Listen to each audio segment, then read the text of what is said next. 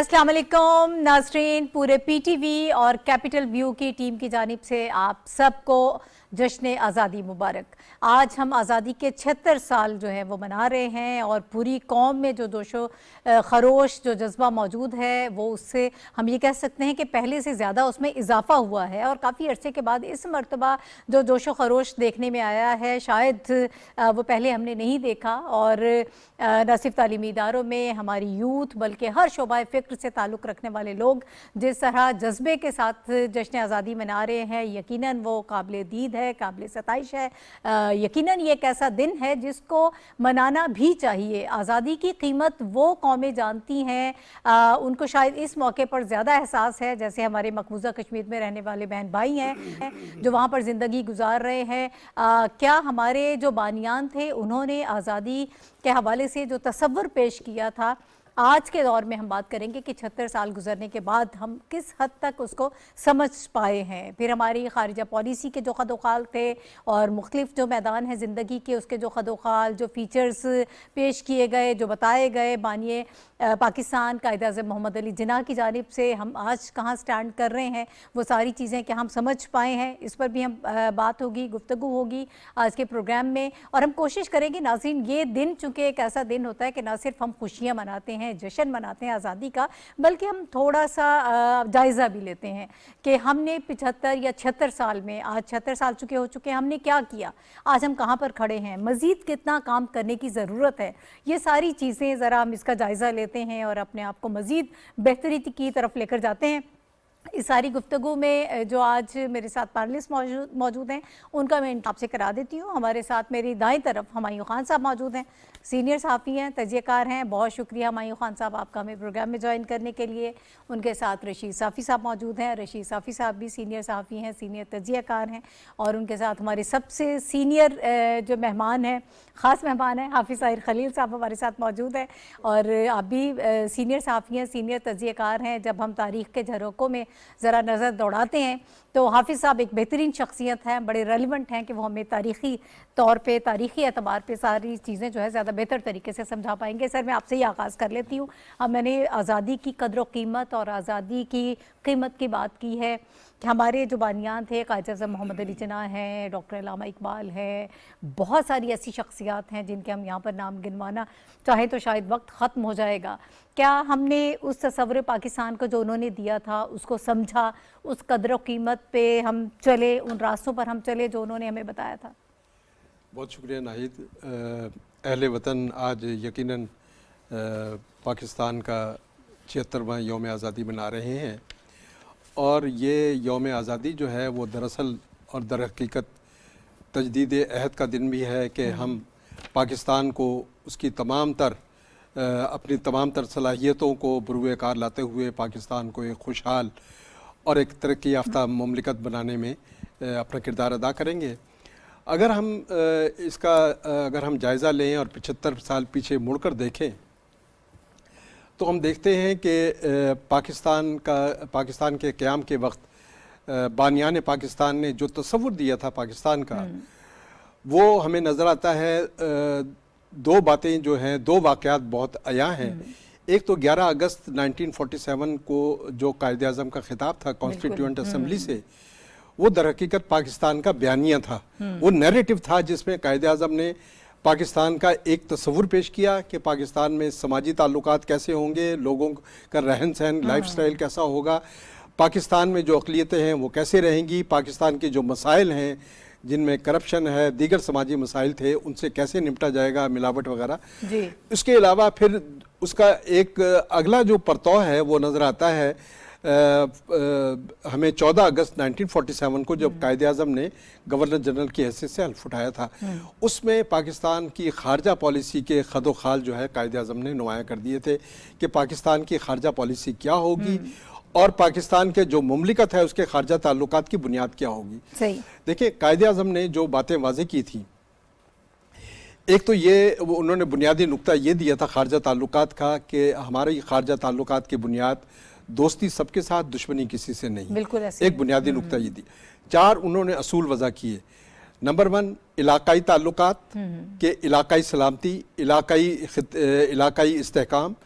Number 2 पड़ोसियों के साथ हमारे खुशगवार ताल्लुकात, नंबर 3 तनाज़ात का पुरअमन हल, सही। और चौथा नुक्ता ये था कि हम अपने मजलूम अक़वाम जो हैं और महकूम कौमें हैं उनके लिए अपना जद्दोजहद आज़ादी की तक़वीत का बाइस बनेंगे और उनको सपोर्ट करेंगे। ठीक है। अच्छा हाफिज साहब, सर आप बिल्कुल दुरुस्त कह रहे हैं, हमने फॉरेन पॉलिसी के हवाले से आगे जाके मजीद बात करनी है। इस सफ़र को कैसे देखते हैं आप? चूँकि हिस्ट्री बड़ी अच्छे तरीके से हमें बता सकते हैं, समझते हैं तारीख को, तो मुझे ये बताइए 76 बरस का ये सफ़र आज हम कहाँ खड़े हैं? देखें, मैं समझता हूँ कि ये एक कामयाबियों की एक तवील दास्तान है, और जो सफ़र जो कायद आज़म ने बताया हमने उसके मुताबिक रफ्ता रफ्ता बतदरीज तरीके से, कभी उसमें नशेबो फराज आते रहे, सर जंग का एक दौर आया जिसमें पाकिस्तान सीटो सेंटो का मेंबर बना, बगदाद पैक्ट आ गया, लेकिन उसके बावजूद जो कायद के बुनियादी असूल थे हमने उसको फरामोश नहीं किया।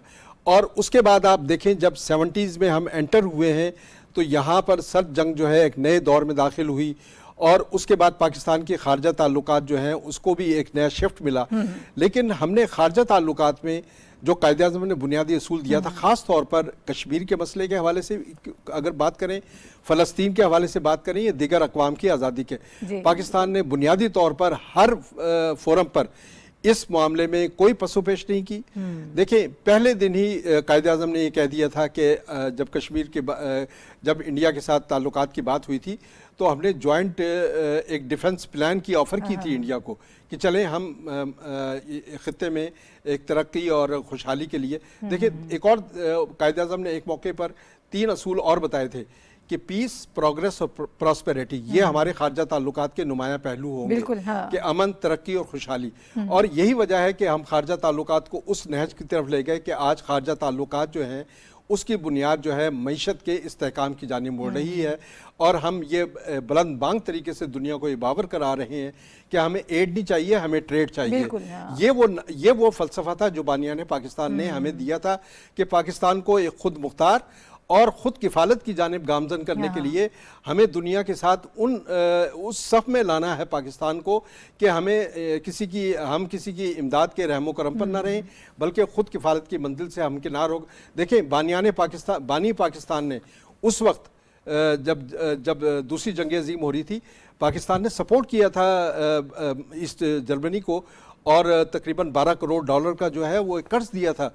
और उससे पहले मुफ्ती आज़म फ़लस्तीन को दावत दी पाकिस्तान ने, और कायदे आज़म ने उसको 2.5 लाख रुपए का चेक दिया था फ़लस्तीनियों की हमायत के लिए। देखिए, ये वो अमली तौर पर वो नमूने हैं जो हमारे बानी पाकिस्तान ने पेश किए, और हम उसको बतदरीज आगे बढ़ा रहे हैं। यही वजह है कि आज मसला फ़लस्तीन हो या कश्मीर के मामलात हों, पाकिस्तान आज भी अपने बुनियादी असूलों पर खड़ा है, और यही वजह है कि दुनिया में अमन के लिए जितनी कुर्बानियां हमने दी है, मेरा ख्याल है दुनिया में शायद ही कोई और कौम हो, 1 लाख जानों की कुर्बानियां जो हैं दहशतगर्दी के खिलाफ जंग का मामला हो, दुनिया में अमन कायम करने के लिए पाकिस्तान की अफवाज जो हैं काम कर रही हैं। तो ये सारे मामलात ऐसे हैं जो बानिया पाकिस्तान के रहनुमा असूलों की रोशनी में हम आगे बढ़ा रहे हैं। ठीक है। अच्छा साफ़ी साहब, ये 76 साल का सफ़र है, आगाज़ के हवाले से तो बड़े डिटेल में बताया भी है हमें हाफिज़ साहब ने। आज आप कहाँ देखते हैं, हम जहाँ खड़े हैं, आज़ादी की कदर व कीमत क्या सही तरीके से हम समझ पाए हैं? फिर काकुल में जो एक बड़ी बावकार तकरीब हुई है उसमें आर्मी चीफ ने जो खिताब किया, उन्होंने कहा कि कौम और फ़ौज जो है वो सब इकट्ठे हैं। फिर इसके साथ साथ 2 नेशन थ्योरी का भी एक मरतबा फिर जिक्र आया। अब मोदी के जो नज़रियात हैं, जिस तरह से हम भारत में देख रहे हैं, तो एक मरतबा बल्कि हमेशा से ही कायदे आज़म की 2 नेशन थ्योरी जो है वो बेहद रेलिवेंट रही है, आजकल के हालात में लगता है कि मज़ीद वो रेलिवेंट हो गई है। शुक्रिया नाहिद। सबसे पहले तो पूरी पाकिस्तान को जश्न आज़ादी मुबारक हो। बहुत बहुत खुशी का दिन है, और कौमों के लिए ऐसे दिन जो होते हैं जो उनकी आज़ादी से मंसूब होते हैं, यकीनी तौर पर अहमियत के हामिल दिन होते हैं, और ज़िंदा कौमें इसी तरह जोश और जज्बे के साथ इन अयाम को मनाती है। जो आपने 2-3 नुकात उठाए हैं कि एक तो हाफिज़ साहब ने बहुत तफसील से जो तारीख़ पाकिस्तान का एक पस मंज़र बयान किया, वो तो सामने बातें आ गई कि बानियाने पाकिस्तान को क्या बनाना चाहते थे। उनका मकसद सिर्फ ये नहीं था कि बरसग़ीर की तक़सीम हो और हम एक अलग ममलिकत कायम करें।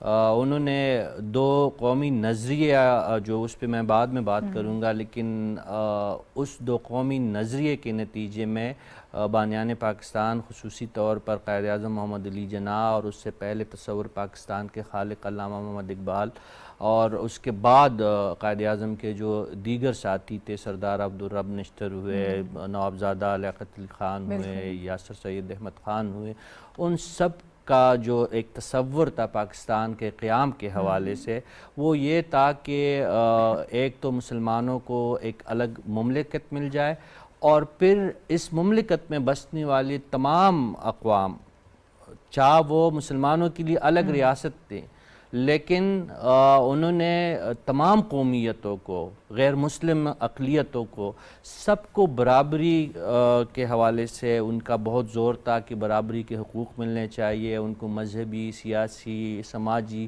ہر لحاظ سے ان کو آزادی نصیب ہو۔ اور جب تک بانیان پاکستان موجود تھے، نوابزادہ لیاقت علی خان کی اگر ہم بات کریں، پھر بعد میں بڑے بڑے لیڈر پاکستان میں گزرے، ذوالفقار علی بھٹو، بینظیر بھٹو شہید، نواز شریف صاحب کا دور ہو، ان ایام میں یہ کوشش کی گئی تمام قومیتوں کو تصور پاکستان کے عین مطابق جو ہے ان کے حقوق ملے، لیکن اتار چڑھاؤ مد و جزر اس سفر میں رہے، لیکن اللہ تعالیٰ کا لاکھ شکر ہے کہ آج ہم ایک آزاد قوم ہے، آزاد فضاؤں میں ہم سانس لے رہے ہیں، اور جو دو قومی نظریہ کا آپ نے ذکر کیا، کل اس کی تکرار جو ہے army chief general Asif Munir صاحب نے کاکول میں اپنے خطاب میں بھی اس کا ذکر کیا، تو کچھ مدت پہلے یہ بحث چلی تھی دو قومی نظریہ کے حوالے سے، ابھی یہ بات ثابت ہو رہی ہے جو آپ نے مودی اور ہندوتوا کی ایک سوچ کا جو تذکرہ کیا، اس بات پہ ایک مرتبہ پھر مہر تصدیق ثبت ہوئی کہ جو بانی پاکستان قائد اعظم محمد علی جناح اور اس سے پہلے علامہ اقبال کا جو تصور پاکستان تھا اور دو قومی نظریے کے حوالے سے ان کی جو سوچ تھی وہ درست تھی۔ دو قومی نظریہ جو تھا وہ ایک حقیقت اس وقت مودی کے جو مظالم ہے، میں کشمیر کی تو بات ہی نہیں کر رہا، ان کشمیریوں کی مقبوضہ کشمیر اور جموں کشمیر اور وادی کے مسلمانوں کو کل آرمی چیف نے بھی آزادی کی نوید سنائی ہے، اور ان کا یہی کہنا تھا کہ ظلم جو ہے وہ جب بڑھتا ہے تو پھر مٹ جاتا ہے، تو انشاءاللہ وہ بھی پاکستان جیسے جو ہے آزاد فضاؤں میں سانس لینے کے قابل ہو جائیں گے مقبوضہ کشمیر کے مسلمان۔ لیکن جو سب سے اہم بات یہ ہے کہ قائد اعظم محمد علی جناح اور ان کی ٹیم بالکل برحق تھے، انہوں نے دو قومی نظریہ پیش کر کے ایک ویژن کا مظاہرہ کیا تھا، ایک سچے ویژن کا۔ آج اگر ہم جو ہم مقبوضہ کشمیر کے مسلمانوں پر مظالم کی بات کرتے ہیں، یا ہندو نچلی ذاتوں کے ساتھ جو روا رکھا ہوا سلوک ہے اس کی اگر ہم بات کریں، وہاں پہ اگر ہم مسیحیوں کے ساتھ جو ہے اگر ظلم و زیادتیوں کی بات کریں، جو باقی قومیں وہاں پہ آباد ہے، بھارت کی میں بات کر رہا ہوں، تو یہ بات ہمیں تسلیم کرنی پڑتی ہے کہ جو حافظ صاحب نے جو ذکر کیا کہ تاریخ کی ایک بہت بڑی ہجرت، شاید ہجرت مدینہ کے بعد دوسری بڑی ہجرت بری صغیر سے جو پاکستان ہوئی، وہ اور لاکھوں جانوں کی قربانیاں جو تھی وہ ایک مقصد کے لیے تھی، ایک نظریے کے تحت تھی، اور وہ تمام چیزیں آج ثابت ہو رہی ہے کہ یہ جو ہمارے بانی پاکستان تھے اور ان کے ساتھی، اور پھر جو قربانی دینے والے آغاز پاکستان میں جو مسلمان تھے، ان کی قربانیوں کے طفیل آج ہم ایک آزاد مملکت میں زندہ ہے، اور اس پہ ہمیں اللہ تعالیٰ کا جتنا شکر ادا کرنا چاہیے اتنا کم ہے، اور جو اس آزادی کی قیمت کو نہیں سمجھتے وہ کفران نعمت کا مرتکب ہو رہے ہیں میری نظر میں۔ بالکل درست۔ اچھا مایوس صاحب، میں آپ کی طرف آؤں گی، شعبہ تدریس سے بھی وابستہ ہیں، یوتھ کے ساتھ ڈائریکٹ انٹریکشن آپ کا بہت زیادہ ہوتا ہے کمپیریٹیولی، باقی جو لوگ ہیں اتنا نہیں ہے۔ مجھے یہ بتائیے گا، قائد اعظم نے ان کو ہراول دستہ کہا اور ہمارے نوجوان جو ہے تحریک پاکستان میں پیش رہے، آج کے کے نوجوان کا فہم کیا ہے؟ ہم دیکھتے ہیں سڑکوں پہ ظاہر ہے بہت سارے نوجوان ریلیاں نکالتے ہیں جب جشن آزادی مناتے ہیں، پھر بہت ساری تقریبات ہوتی ہیں یونیورسٹیز میں، باقی ساری جو ادارے ہیں تعلیمی ادارے ان میں، لیکن آپ کی سوچ کیا ہے اس حوالے سے؟ جی تھینک یو ناہید. سب سے پہلے سب کو ہماری ٹیم کی طرف سے جشن آزادی مبارک ہو پوری قوم کو. اس وقت جس طرح آپ نے اپنے نوجوانوں کا ذکر کیا، اور قائد اعظم محمد علی جناح نے بھی جب اپنی تحریک کی اور پھر تحریک جب عروج پہ تھی تو اس میں بھی مختلف جگہوں پہ مختلف یونیورسٹیز، کالجز اور جب اسکولوں کا انہوں نے دورہ کیا تو ہر موقع پہ ان کا جو فوکس ہوتا تھا وہ نوجوانوں کی طرف تھا، اور اشارہ یہی ہوتا تھا کہ نوجوان مستقبل ہیں. آج کی اگر پاکستان کی موجودہ صورتحال دیکھیں تو ہم 73% جو ہیں وہ نوجوان ہیں اس وقت ملک میں، بہت بڑا اور یوتھ یہ بلج ہمارے پاس پورے ساؤتھ ایشیا کا سب سے بڑا یوتھ بلج ہے اگر پاپولیشن کے حساب سے دیکھا جائے تو یہ ایک بہت بڑی جو ہے نعمت بھی ہے ہمارے پاس، اور مسائل کا شکار بھی ہو سکتے ہیں اگر ان کو رائٹ ڈائریکشن پہ نہ ڈالا جائے. آج اگر آپ دیکھیں جشن آزادی دیکھیں 76 سال کسی بھی قوم کی، اس میں ایک بڑا چھوٹا وقفہ ہوتا ہے، بڑا دورانیہ ہوتا ہے اور بڑا بھی ہوتا ہے. اگر ہم اس کی مثالیں اپنے ارد گرد کے جو ممالک ہیں ان سے لیں، چائنا کی اگزامپل لے لیں جو ہم سے جو ہے 1 سال بعد یا 2 سال بعد اس کو آزادی نصیب ہوئی، اور پھر کس طرح انہوں نے اپنی یوتھ کو جو ہے موبلائز کر کے جو ہے ایک ورک فورس اور اسکل فورس کے طور پہ لیا. ہم کس حد تک موبلائز کر پائیں؟ میرا خیال ہے کیا لگتا ہے اس میں اچھی چیزیں بھی ہوئی ہیں اور ہم سے غلطیاں اور کوتاہی بھی ہوئی، اور میرا خیال ہے قومیں آگے تب بھی بڑھتی ہیں جب اپنی غلطیاں اور ان سے سیکھتے ہیں.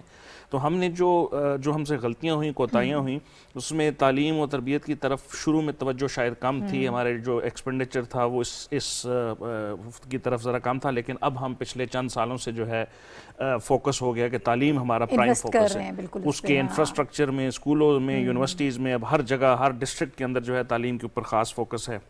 اس کے علاوہ سکل ڈیولپمنٹ کے اوپر بہت فوکس ہے. اتنی بڑی آبادی کو جو ہے آپ نے اگر نوکریاں دینی ہوتی ہیں تو ان کو آپ نے سکلڈ کرنا ہے، اور اگر ہماری یہی فورس جو ہے ہماری ایلیمنٹ آف نیشنل پاور کا اگر حصہ بن جائے تو ہم دنیا کا ایک بہت بڑا جو ہے وہ ملک بن سکتے ہیں. اور آلریڈی اگر آپ کمپیریزن لیں پاکستان کے پچھلے 76 سالوں میں تو جن مشکلات اور جس جگہ پہ ہم تھے، ہمیں ہمیشہ کہا جاتا تھا کہ ہماری بڑی اسٹریٹجک لوکیشن ہے، لیکن اس لوکیشن کی وجہ سے ہمیں بڑے مسائل کا سامنا بھی کرنا پڑا. ہمارا ہمسایہ ممالک جس کا حافظ صاحب نے بھی ذکر کیا، رشید صاحب نے بھی، اس کے شروع سے ہی 47 آنورڈز ہی ہمارے اس طرف جو ہے عزائم کو اتنے اچھے نہیں تھے اور ہمیں پریشانیوں کا سامنا پڑا. کشمیر کا واقعہ آج تک جو شروع ہوا 1947 سے، اس کے اوپر جو ہے وہ پیش رفت بڑی کم ہوئی بھارت کی وجہ سے.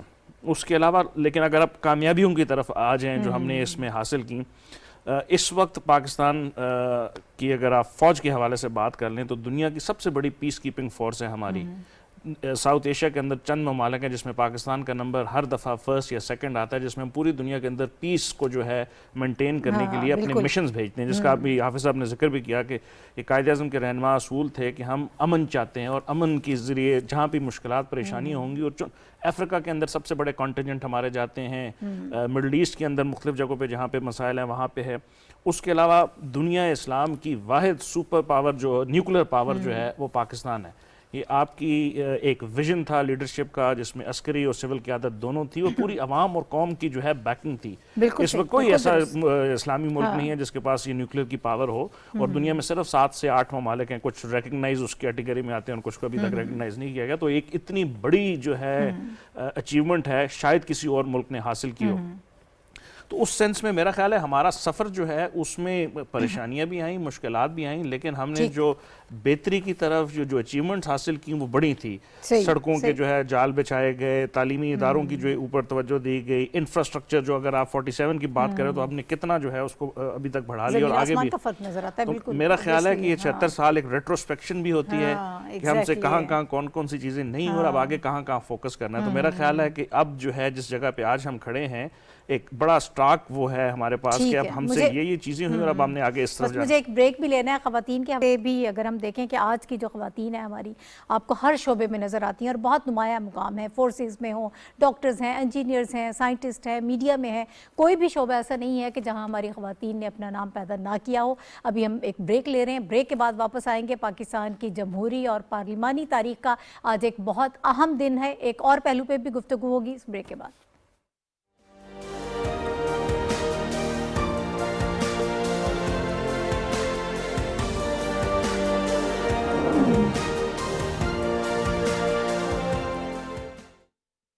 खुशहाली की राहों पर यूं ही आगे बढ़ते रहे। नेशनल बैंक ऑफ पाकिस्तान, कौम का अपना बैंक। क़याम पाकिस्तान से अब तक तमाम तर मुश्किलात के बावजूद पाकिस्तान ने शानदार तरक्की की मनाजिल तय की हैं। तो आए आज सिर्फ पाकिस्तानी बनकर जश्न मनाएं।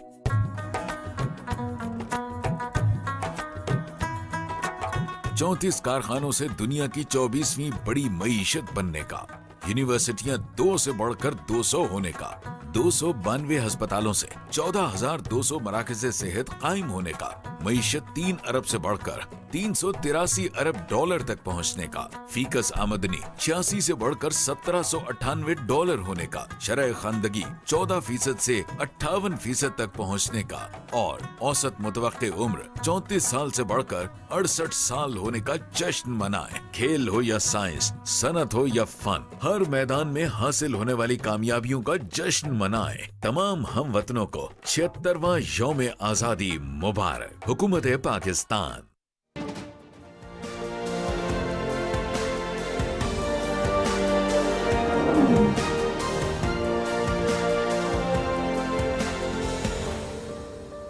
Welcome back to the show. नाज़रीन, जैसे ब्रेक पे जाने से पहले मैंने कहा था कि आज का दिन हमारे लिए 14 अगस्त का दिन है और हम जश्न आज़ादी मना रहे हैं। उसके साथ साथ हमारी पार्लिमानी, आइनी, कानूनी, जमहूरी तारीख़ के लिए भी एक बड़ा अच्छा दिन है और एक अच्छी नवीद लेकर आया है आज का दिन।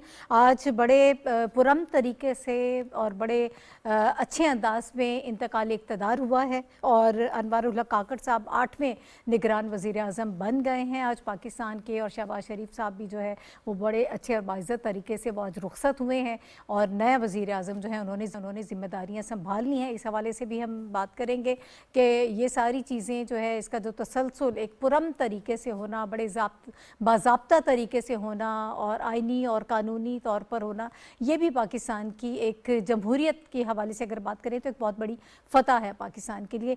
इस पर बात होगी। अब आने वाले जो वज़ीर आज़म हैं उनकी शख्सियत के हवाले से भी कुछ बात करेंगे। अब जो टास्क उनके लिए इंपॉर्टेंट हैं उस पर भी बात होगी और चैलेंजेस क्या हो सकते हैं, ये सारी चीज़ें हम डिस्कस करेंगे। हाफिज़ साहब, सर मैं आपकी तरफ आऊँगी। बड़े पुरअमन तरीके से हमने देखा कि आज आइनी और कानूनी तरीके से इंतकाल इक़्तिदार हुआ है।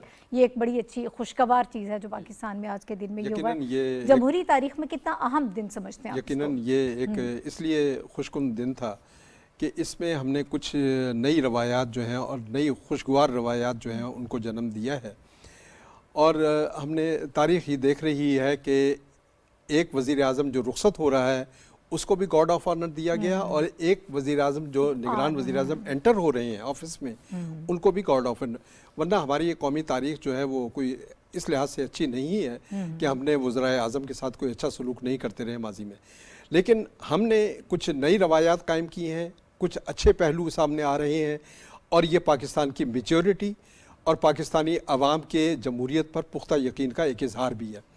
और इसका इजहार इस लिहाज से भी हमें बेहतर नज़र आता है कि जब हमने निगरान वज़ीर आज़म का इंतखाब किया उसमें हमने लीडर ऑफ द हाउस और लीडर ऑफ द अपोजिशन पहले ही मरहले में ये मामला तय कर लिया।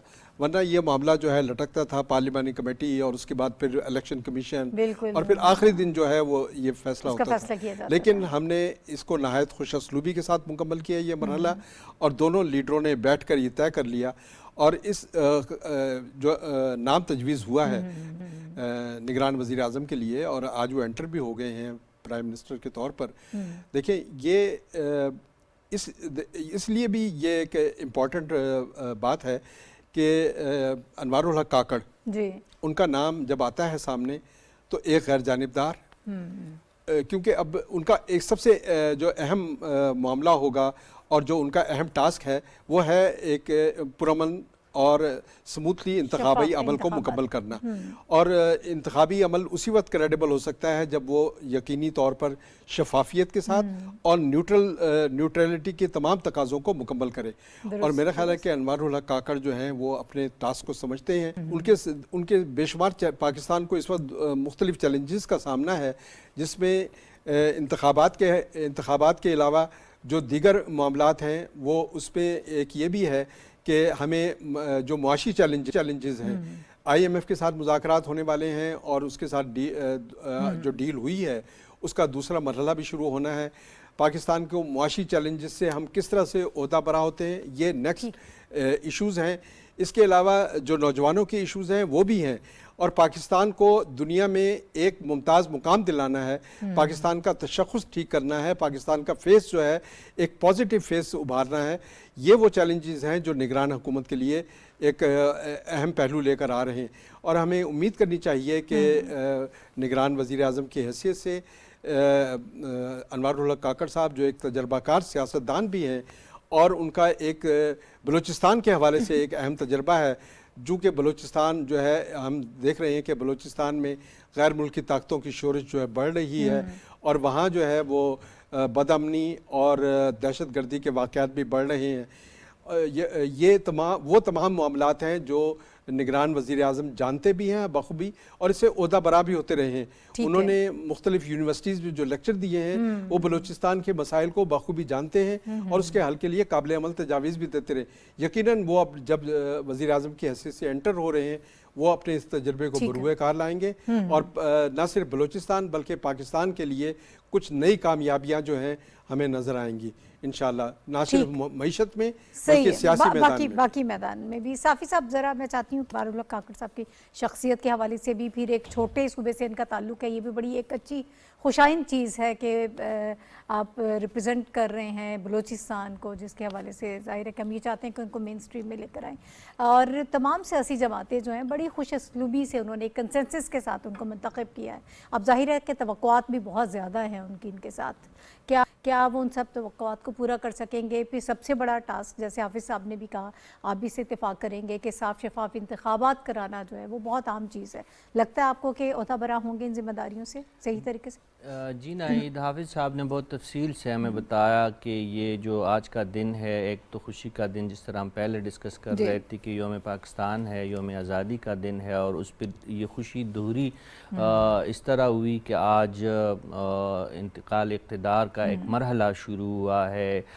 پاکستان میں ایک پارلیمان نے اپنے ایک جمہوری جو ہے دور کو پورا کر کے ایک سموتھ انداز سے، ایک آئینی طریقے سے موجودہ جو سابق وزیر اعظم شہباز شریف صاحب جو آج بہت عزت اور آنر کے ساتھ سبکدوش ہوئے، انہوں نے جو ہے عارضی طور پر نگران وزیر اعظم انوار الحق کاکڑ صاحب کو اقتدار سونپا ہے، اور ہم جانتے ہیں کہ نگران وزیر اعظم کا سب سے جو پرائم رسپانسبلٹی ہوتی ہے وہ بروقت اور صاف اور شفاف انتخابات کا انعقاد ہے۔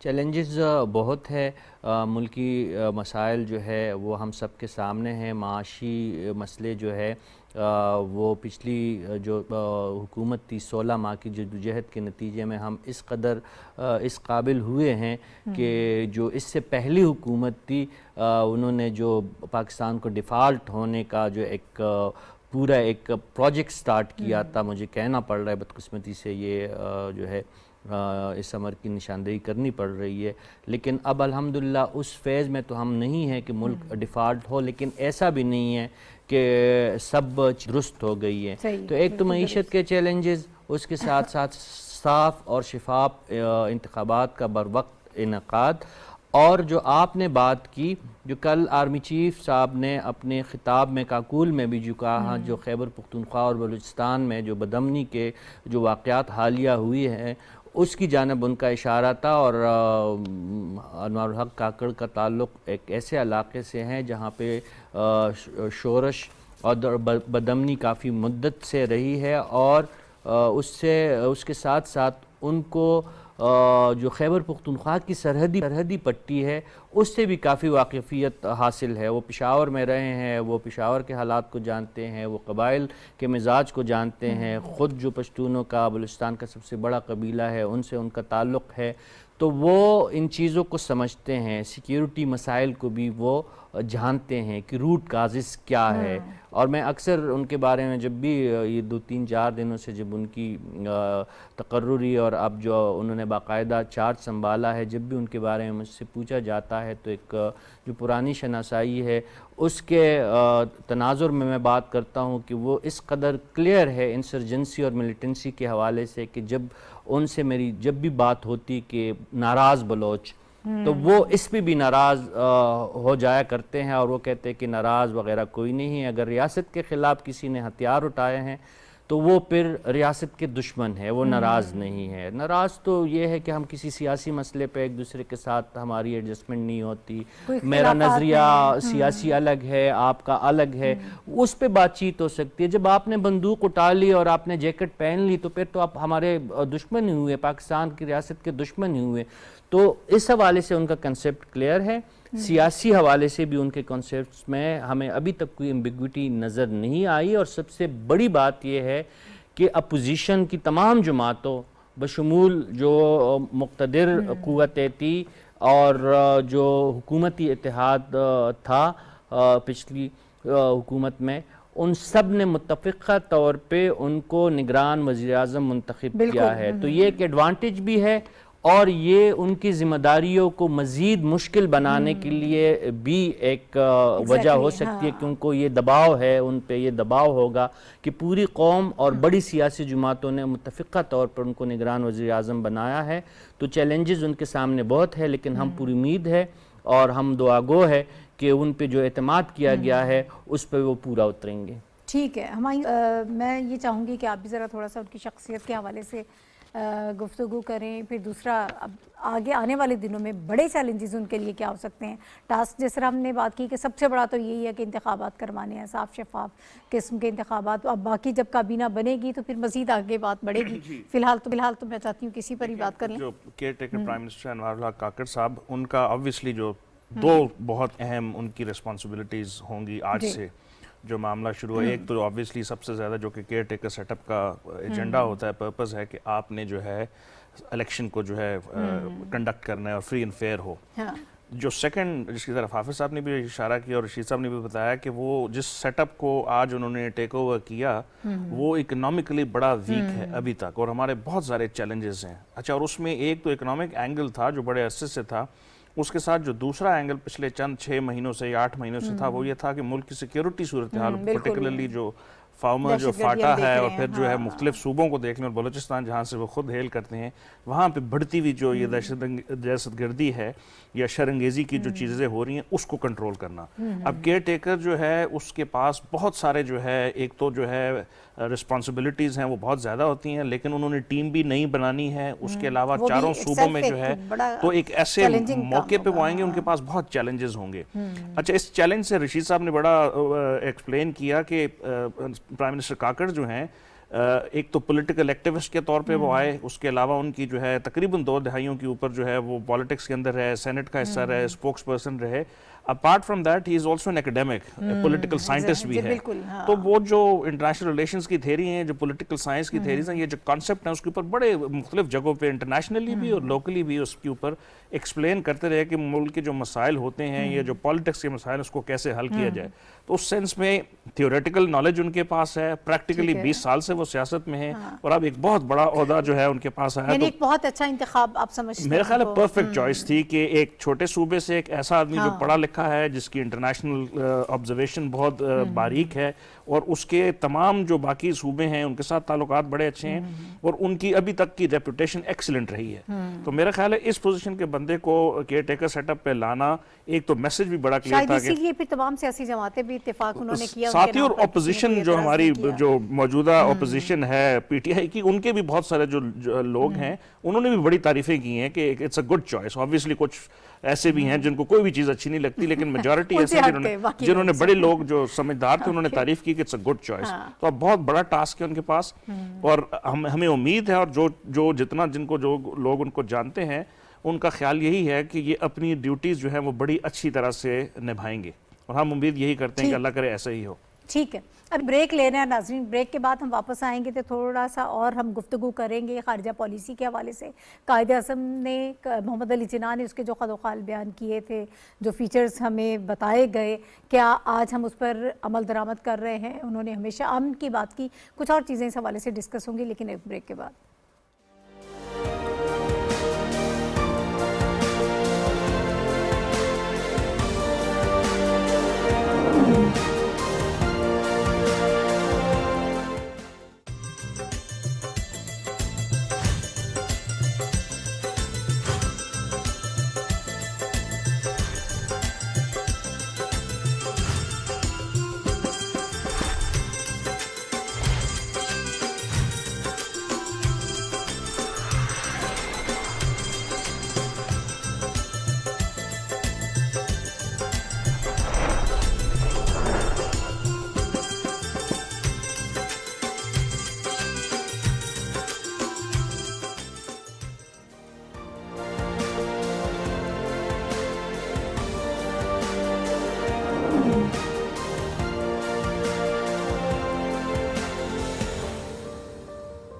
Welcome back to the show.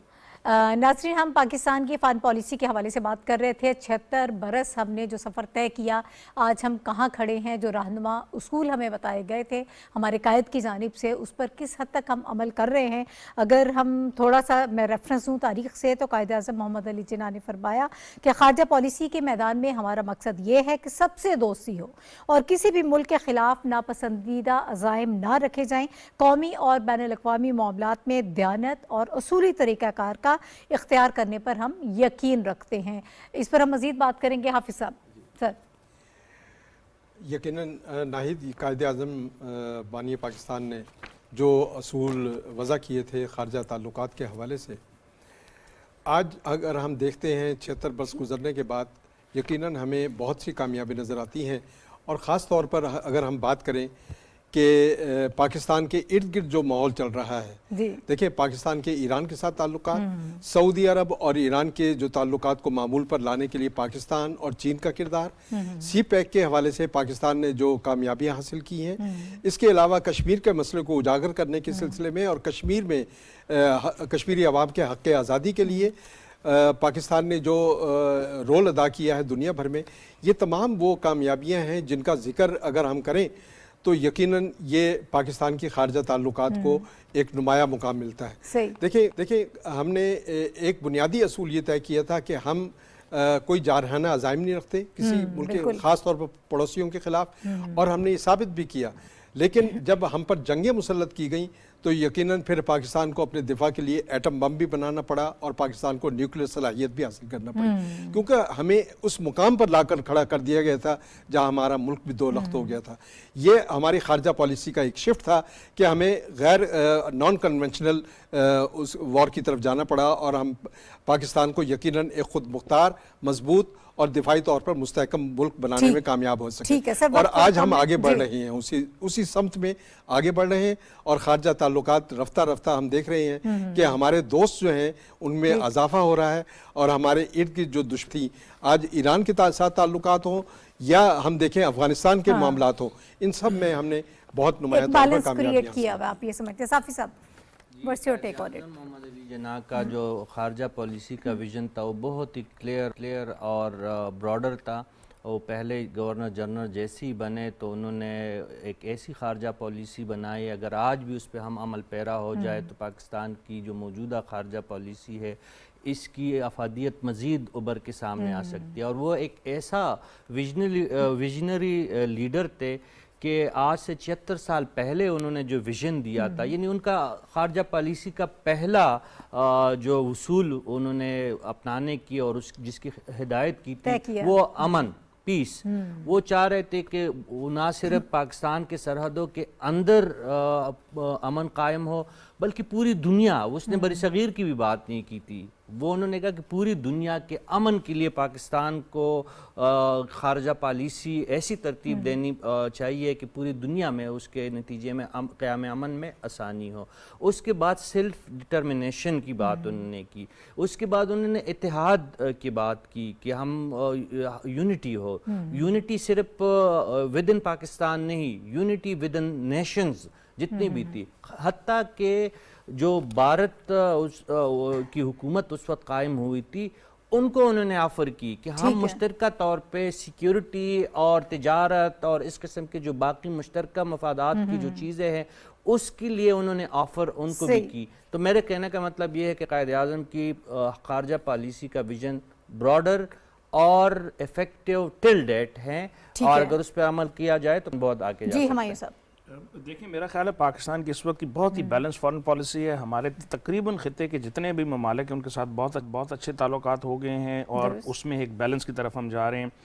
रूस और यूक्रेन के मामले में देख लें, दोनों वज़राए ख़ारजा हमारी तरफ आए, हम उसके अंदर सालसी का किरदार अदा किया। हाफिज़ साहब ने चीन और अमेरिका का जिक्र किया, 71 से लेके अभी तक जो है हमने उसके अंदर बैलेंस किया। उनको मिलाने में सबसे ज़्यादा पाकिस्तान का किरदार है। फिर पाकिस्तान की जो न्यूक्लियर पॉलिसी है वो बड़ी पुरअमन है। उसके अलावा अभी अफ़गानिस्तान के मामले में देखें तो कितना बड़ा क्राइसिस था जो रेफ्यूजीज़ की था, उसके अलावा वहाँ पे उसको पाकिस्तान ने पूरी दुनिया के सामने रखा। उसके अलावा G77 प्लस चाइना में जो है फ्लड्स के ऊपर जो ग्लोबल साउथ थी उसकी पाकिस्तान ने तर्जमानी की। कोविड के अंदर पाकिस्तान ने खित्ते में जितने भी हमारे जो कमज़ोर ममालिक थे उनकी मुख्तलिफ ममालिक के साथ मिल के हेल्प की। फिर दुनिया में जहाँ भी कहीं भी कुछ मामलात होते हैं, पीस कीपिंग के अंदर पाकिस्तान का एक बहुत अहम रोल है और आगे भी रहेगा। हाँ। और फिर जो बड़े ममालिक, हाफिज साहब ने उसका जिक्र कर दिया, सऊदी अरेबिया और ईरान जो कि इस्लामी ममालिक के दो बड़े पिलर्स हैं, उनके दरमियान कशीदगी कम करवाने में बड़ा रोल रहा। और फिर रीजनल जितनी ऑप्शन है इस वक्त, आप उसमें SCO ले लें, आप उसमें ECO ले लें, उसमें और बाकी जो हैं, पाकिस्तान उसका बड़ा अहम रुकन है। OIC के अंदर जो है कश्मीर कॉन्टैक्ट ग्रुप है, तो कश्मीरियों की आवाज़ उठाने की बात आई हो, फ़लस्तीनियों की हो, बाकी के ऐसे जो कमज़ोर ममालिक हैं, तो पाकिस्तान हर मौके पे सबसे पहले जो है उस जो कायदे-ए-आज़म के रहनुमा असूल थे उनको आगे रखते हुए उनकी हेल्प करने के लिए आगे जाता है। तो मेरा ख्याल है इससे बेहतर फॉरेन पॉलिसी हो नहीं सकती, लेकिन इसके अंदर ऑब्वियसली बेहतरी लाई जा सकती है। एग्जैक्टली, ठीक है, बहुत शुक्रिया हुमायूं खान साहब, रशीद साफ़ी साहब, हाफिज़ ताहिर खलील साहब मेरे साथ मौजूद रहे। नाज़रीन, एक मरतबा फिर आपको जश्न आज़ादी बहुत मुबारक हो। लेकिन इस वक्त हम सब की जिम्मेदारी है कि हम जहाँ कहीं भी मौजूद हैं अपने मुल्क की तामीर और तरक्की के लिए अपना हिस्सा ज़रूर डालें और बेहतरीन तरीके से डालें ताकि हमारे मुल्क मज़ीद आगे जा सके। इसके साथ ही इजाज़त दीजिए, कल इंशाअल्लाह दोबारा आपसे मुलाकात होगी। अल्लाह हाफ़िज़।